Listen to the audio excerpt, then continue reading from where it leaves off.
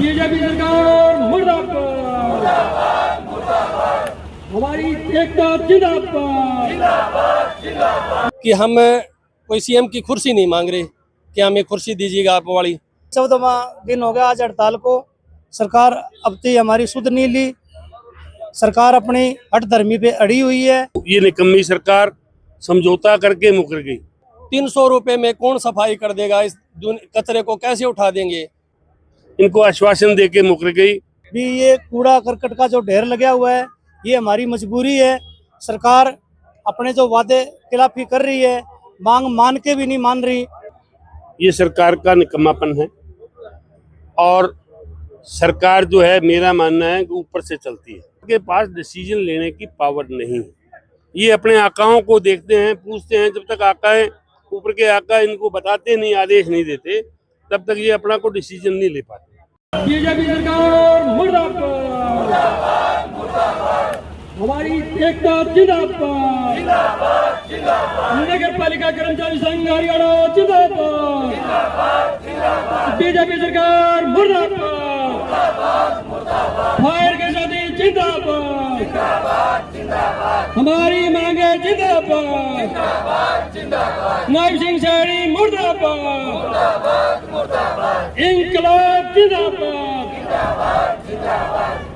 सफाई कर्मचारी जो हैं नगर पालिका के और फायर ब्रिगेड के जो कर्मचारी हैं, इनकी जो जायज़ मांगे हैं, इनके ऊपर सरकार ने पहले समझौता किया, परंतु ये निकम्मी सरकार समझौता करके मुकर गई। इनको आश्वासन देके मुकर गई और अपने जब पैसे बढ़ाने होते हैं, एमएलए ने, मंत्रियों ने अपनी तनख्वाह बढ़ानी होती है, कोई और चीज़ बढ़ानी होती है, उसके लिए तो तुरंत प्रस्ताव पास होते हैं विधानसभा में, मंत्रिमंडल में। और जो निहायत जरूरी है, और मेरा जो मानना है, देश की रक्षा में या तो फौजी काम आते हैं या सफाई कर्मचारी और फायर कर्मचारी काम आते हैं। सैनिक तो वहाँ बॉर्डर पे देश की रक्षा करता है दुश्मनों से, और फायर कर्मचारी और जो सफाई कर्मचारी है, ये अंदरूनी जो दुश्मन हैं, गंदगी जो है, उससे बचाते हैं। फायर कर्मचारी, जिस तरह अभी एक साथी बता रहे थे कि वहाँ आग बुझाते हुए 2 कर्मचारी इनके शहीद हो गए, तो उसमें शहीदी का दर्जा देने में गवर्नमेंट को क्या तकलीफ है? उनके बच्चे भी हैं, उन्होंने अपनी जान दी है, देश एक रक्षा का उनकी ड्यूटी करते हुए जान दी है, तो उनको मानवता के नाते शहीद का दर्जा देना चाहिए और उनके आगे पेंशन देनी चाहिए, उनके बच्चों को नौकरी देनी चाहिए। और जिस तरह से यहाँ सफाई कर्मचारी जो कच्चे कर्मचारी ठेकेदारों के थ्रू लगे हुए हैं, उसमें अपने उन्होंने, सरकार ने अपने लोगों को ठेकेदार बनाया हुआ है, और जो पैसे वो देते हैं उसमें से 40% पैसा गवर्नमेंट का पैसा दिया और ठेकेदार अपने पास रख लेता है, और 60% पैसा कर्मचारी को देता है। कच्चे कर्मचारियों को पक्का करना चाहिए और ठेकेदार प्रथा ये हटानी चाहिए। गवर्नमेंट से सीधा इनका जुड़ाव होना चाहिए, सीधी तनख्वाह मिलनी चाहिए। और सफाई कर्मचारी हो या फायर कर्मचारी हो, रिटायर होने के बाद में इनकी पेंशन भी होनी चाहिए, ताकि जो इन्होंने सेवा की है उसका इनको प्रतिफल मिले। और दूसरा, जो सफाई कर्मचारी हैं, इनके बच्चों को निःशुल्क हायर एजुकेशन तक निःशुल्क शिक्षा मिलनी चाहिए।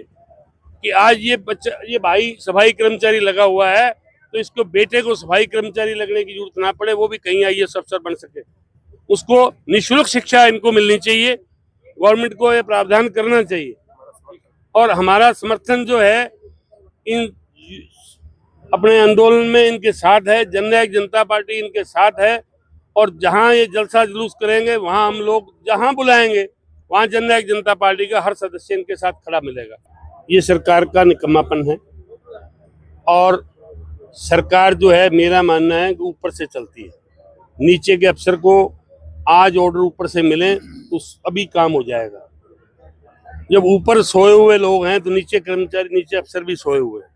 सरकार के पास डिसीजन लेने की पावर नहीं है। ये अपने आकाओं को देखते हैं, पूछते हैं। जब तक आकाएं, ऊपर के आका इनको बताते नहीं, आदेश नहीं देते, तब तक ये अपना कोई डिसीजन नहीं ले पाते।